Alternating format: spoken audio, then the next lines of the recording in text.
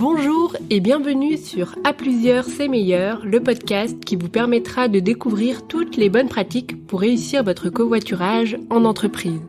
Il fait partie d'une série d'épisodes proposés par les partenaires suisses et français du dispositif de promotion du covoiturage dans l'arc jurassien. Ce podcast vous est présenté par Sandra et Giorgio, experts en mobilité. Bonne écoute! Bonjour à tous, je suis Sandra. Bonjour Giorgio. Bonjour. Aujourd'hui, dans ce premier épisode du podcast des bonnes pratiques pour réussir votre covoiturage, nous allons aborder la thématique des raisons pour engager votre entreprise dans la promotion de cette pratique. Donc Giorgio, expose-nous concrètement pourquoi les entreprises promeuvent le covoiturage auprès de leurs collaborateurs. Alors il y a effectivement plusieurs raisons qui motivent les entreprises à rentrer dans ce type de démarche. Il y a une raison qui est liée, je dirais, à la gestion d'entreprise en elle-même et la gestion de l'accessibilité de l'entreprise. Donc il y a un peu deux angles qui sont en général considérés par l'entreprise pour rentrer dans la démarche. Le premier angle, c'est, on va dire, le plus classique, mais c'est la question des problématiques de stationnement. Donc une rareté ou une pénurie de place sur le site, évidemment, motive à la promotion de ce type d'organisation, sachant qu'évidemment, deux personnes qui viennent ensemble, c'est une place de parking gagnée. Quand on fait des projections, des potentiels, on se rend compte que souvent, il y a des dizaines, voire parfois des centaines de places à gagner avec une organisation de ce type. La deuxième raison qui est invoquée sur cette thématique-là, c'est la question de l'accessibilité même du site. On travaille parfois sur des sites où il n'y a pas forcément de pénurie de places de parking, mais par contre, il y a une accessibilité qui est compliquée. C'est-à-dire que c'est compliqué notamment en transport public, c'est compliqué en mobilité douce, donc à vélo ou à pied, les collaborateurs habitant trop loin. Et donc, le covoiturage représente en fait une alternative, j'allais dire unique, mais réaliste pour les collaborateurs captifs, c'est-à-dire ceux qui finalement ne peuvent pas se déplacer seuls en voiture. Alors pour différentes raisons, soit parce que c'est des gens qui n'ont pas de permis de conduire, soit parce que c'est des gens qui n'ont pas de voiture, soit parce que c'est des gens à qui on a retiré le permis aussi, ça c'est plus provisoire, mais c'est le genre de choses qui existent. Donc voilà, donc ça c'est vraiment deux angles qui sont vraiment liés à la gestion d'entreprise et puis à la préoccupation notamment liée aux ressources humaines pour l'accessibilité du site.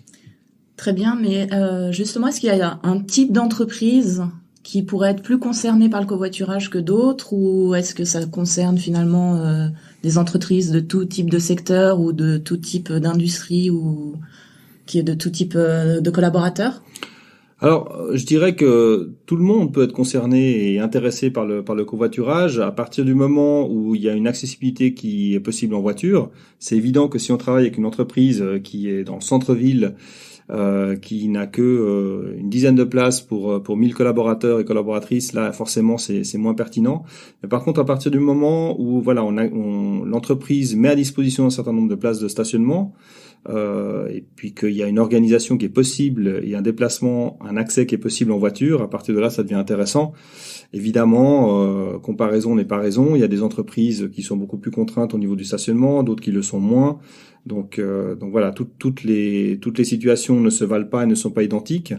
Par contre, ce qui est intéressant aussi pour les entreprises, au-delà de la question du stationnement, c'est aussi d'entrer, et certaines le font, de rentrer dans cette démarche plutôt pour des raisons, j'allais dire, de responsabilité environnementale et sociétale, c'est-à-dire l'idée d'organiser le covoiturage pour diminuer son impact CO2, ce qui est aussi extrêmement efficace. Encore une fois, deux personnes dans une voiture, c'est une voiture en moins, donc ça produit tout de suite des effets qui sont très significatifs à ce niveau-là. Il y a évidemment toute la question liée en fait aux ressources humaines qu'on peut accompagner, notamment pour faire diminuer les frais et autres. Justement sur la partie ressources humaines, les entreprises n'ont-elles pas parfois une obligation, en tout cas un sentiment de devoir une place de parking à tout nouveau collaborateur? Comment elles peuvent effectivement faire valoir le covoiturage pour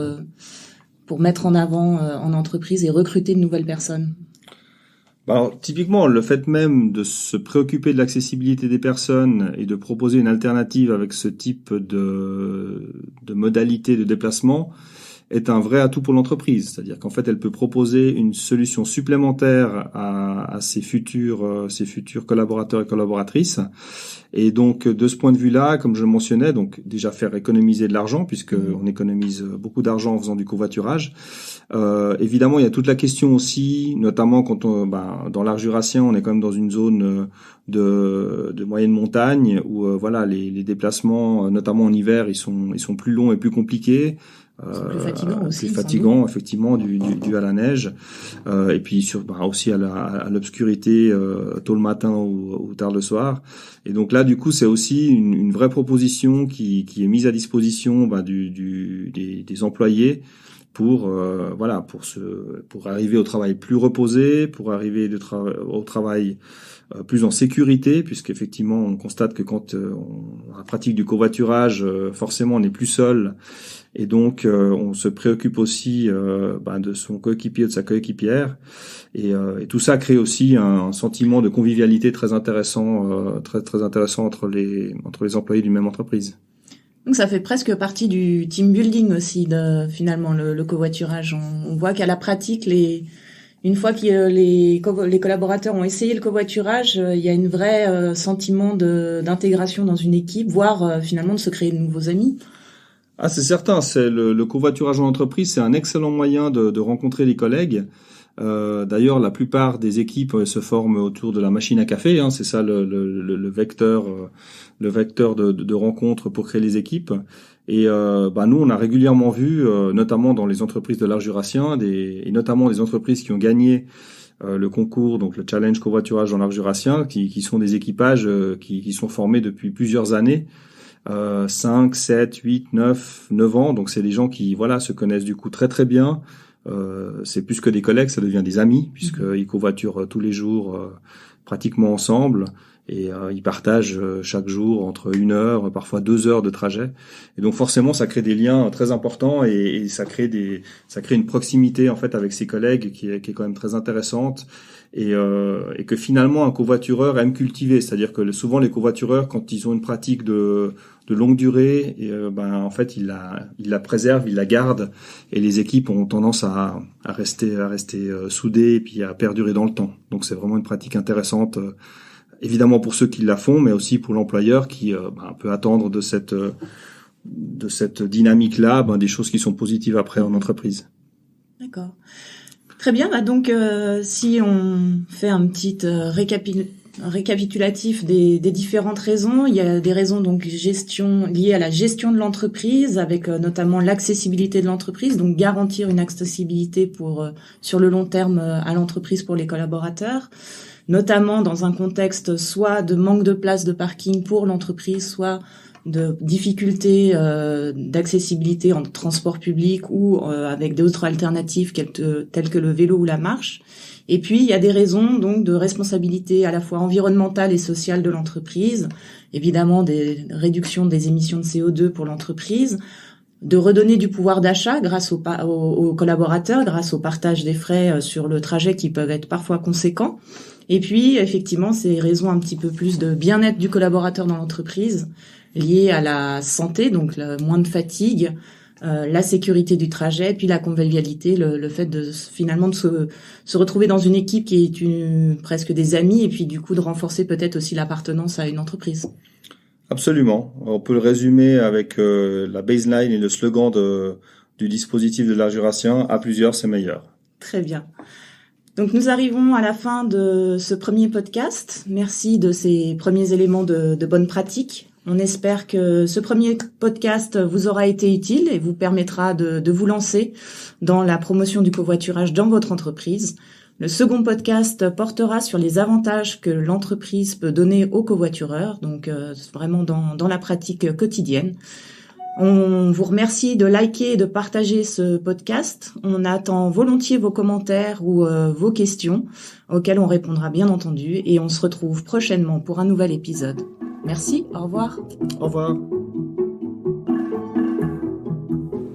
Merci d'avoir écouté ce podcast jusqu'au bout. Nous espérons qu'il aura répondu à vos interrogations. Pour en savoir plus sur le projet, nous vous donnons rendez-vous sur la page LinkedIn du dispositif Covoiturage dans l'Arc jurassien et sur notre site internet www.covoiturage-arcjurassien.com. Les liens sont disponibles dans les notes du podcast. À bientôt!